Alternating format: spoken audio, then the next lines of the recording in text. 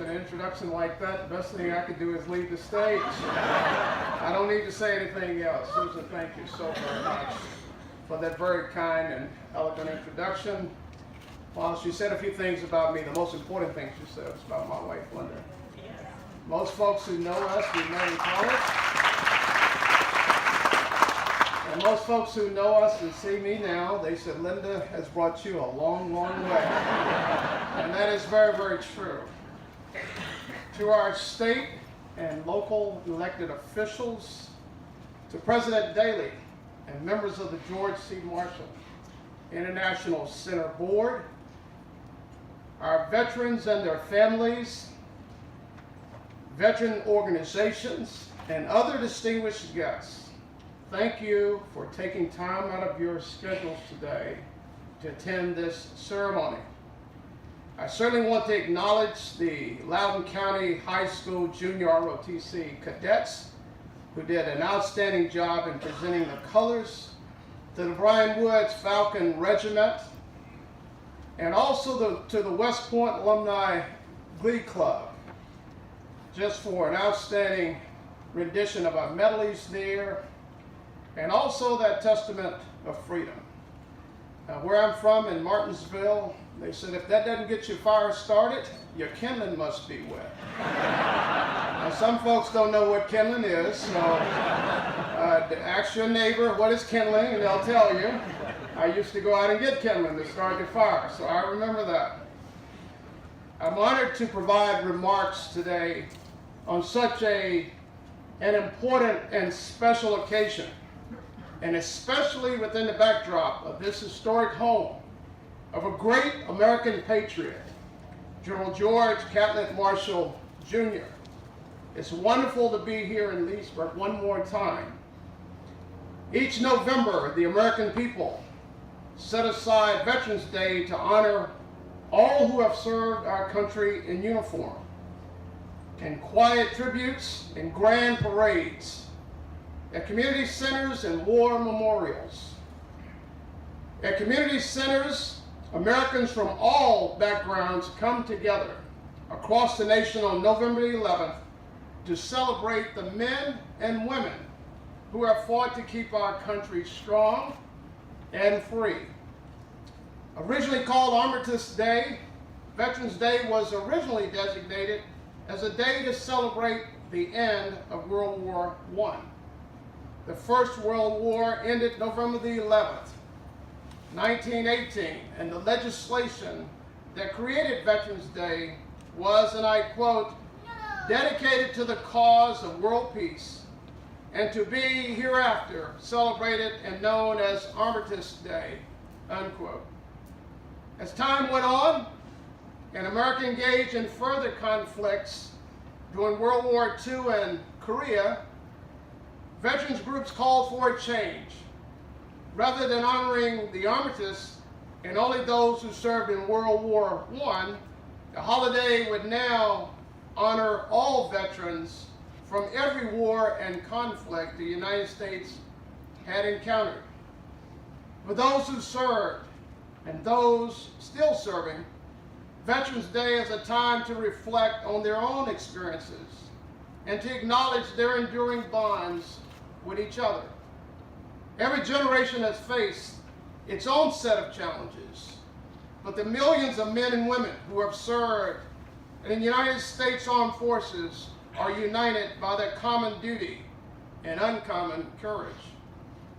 Veterans Day is equally important for non-veterans because it provides an opportunity for the American people to learn more about the tremendous sacrifices that have been made on their behalf throughout our nation's 241-year history, especially during the past 16 years of war, the longest period of continuous combat in our nation's history.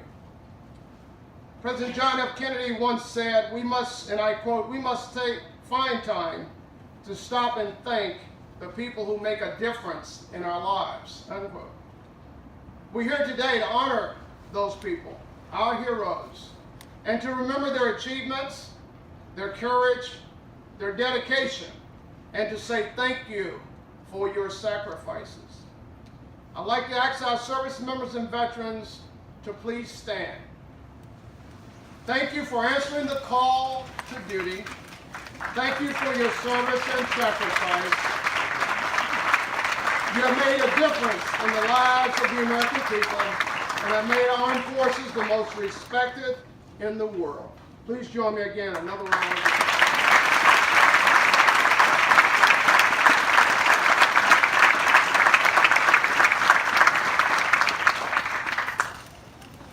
And for those of us who wear or have worn the uniform of our armed forces, we know that we do not do what we do alone. We can only serve through and with the support of our spouses and families. In that regard, I'd like to also ask a family member of any service member to stand. We know that you have lived through difficult times and often taken the heavy load to keep our home fires burning. Missed anniversaries, birthdays, special occasions, and long separations are all too familiar to many of you. Thank you for all you have done and continue to do to support your service member. Ladies and gentlemen, please stand. To our family members.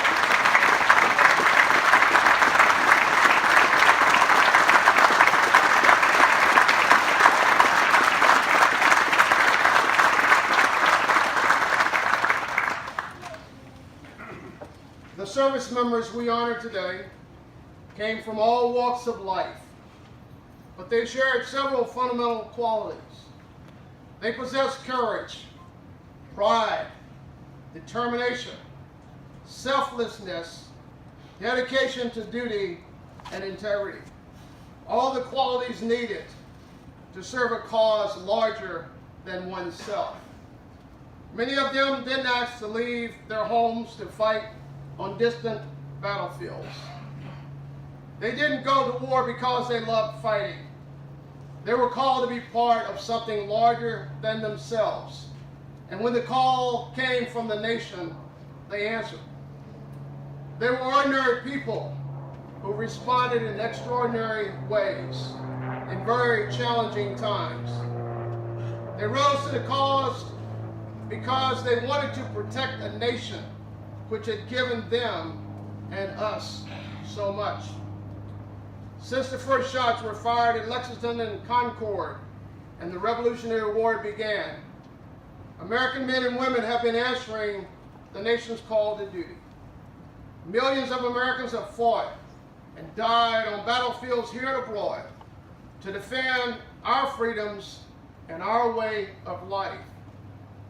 Today, even as we're engaged in combat operations across the globe, the next generation of Americans continue to volunteer and step forward to say, I'm ready to serve. They follow in the footsteps of generations of Americans who served before them. Each year in November, we pause and honor our troops and their service and sacrifice through the years since November the 11th, 1918. We have awarded medals to many soldiers, sailors, airmen, Marines, and Coast Guardsmen, added their names to monuments, and named buildings for them to honor them for their bravery. But nothing can ever replace the hole left behind by a fallen service member, and no number of medals or ribbons can comfort the ones they leave behind. With our Gold Star families, any in attendance today, please stand.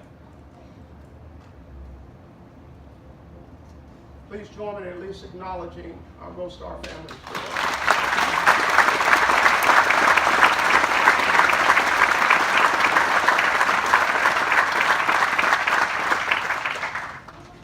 On today, people throughout the country will gather to remember, to honor, and to pay tribute to those who have served our country in uniform. Our gathering here today is just one small spark in the flame of pride that burns across the nation today. Your presence here today and that of the people gathering across America is a tribute to our troops, past, present, and future, and also to their families. It is a way to say we remember and we will never forget. From the soldiers who shivered and starved through the winter at Valley Forge, to the doughboys crouched in the muddy trenches of France, to the platoons and squads that patrol the hilltops on the Korean Peninsula and across the hazy jungles of Vietnam and the deserts in Afghanistan and Iraq, to the woman or man patrolling today in some foreign land, we remember them all, and we will always honor them, and we will never forget. America's veterans embody the ideas upon which America was founded more than 241 years ago. They have served their country with the belief that democracy and freedom are ideals to be upheld around the world. The willingness of Americans' veterans to sacrifice for our country has earned them our lasting gratitude. America will never forget your sacrifices. Honoring the sacrifices you have made for our country in the name of freedom and democracy is, in fact, the very foundation of Veterans Day. To those in uniform serving today and those who have served in the past, we honor you today and every day, and we salute you. So on this Veterans Day, let us remember the service of our veterans. Let us renew our national promise to fulfill our sacred obligations to our veterans and their families who have sacrificed so much that we can live free.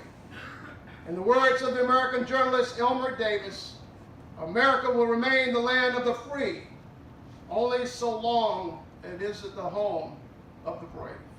May God continue to bless our veterans and their families, those deployed in harm's way. And may God continue to bless the United States of America. Thank you.